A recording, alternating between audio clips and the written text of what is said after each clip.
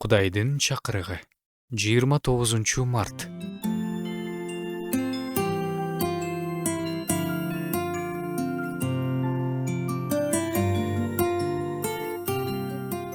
Жакшы адам жүрөгүндөгү жакшы казынасынан жакшы нерсе алып чыгат. Жаман адам болсо жүрөгүндөгү жаман казынасынан жаман нерсе алып чыгат.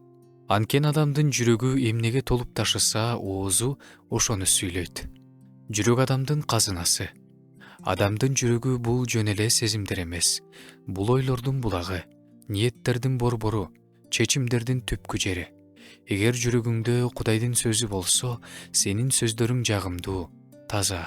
Кечирим болсо, сен башкаларды кечиресиң. Сүйүү болсо, сен сүйүү көрсөтөсүң.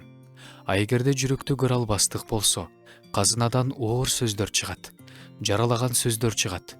Ачуу болсо, казынадан ачуу чыгып баарын талкалайт. Күнөө болсо, казынадан күнөө чыгып өзүнүн жаман ишин кылат. Ошондуктан сырттагы эмес, ичиндеги маанилүү. Демек жүрөккө эмне салганыбыз маанилүү экен да.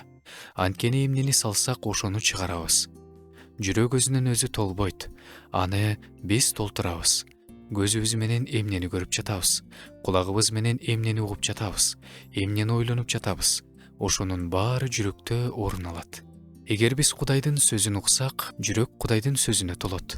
Азгыра турган нерселерди көп угуп, көп көрсөк, жүрөк ошого толуп, мууздайт. Жашообузда көрүнүп жаткан жемиштер жүрөктүн абалын көрсөтөт. Сенин сөздөрүң маанилүү. Анткени алар жүрөктүн күзгүсү. Ыйса өзү айткан. Даракты жемишинен тааныйбыз. Жакшы жүрөк жакшы сөздөр, жакшы иштер. Жаман жүрөк сын, ушак сөздөр, ич күйдөлүк, жаман иштер. Жүрөктү өзгөртүү мүмкүнбү? Кудай жүрөктү өзгөртө алат. Таш жүрөктү жумшак кылат, кир жүрөктү тазалайт, талкаланган жүрөктү айыктырат. Кудайым, таза жүрөк жарат деп забурчу менен сыйынсак, өзгөрүү келет. Кудайдан келет. Өзгөрүү сырттан эмес, ичинен башталат.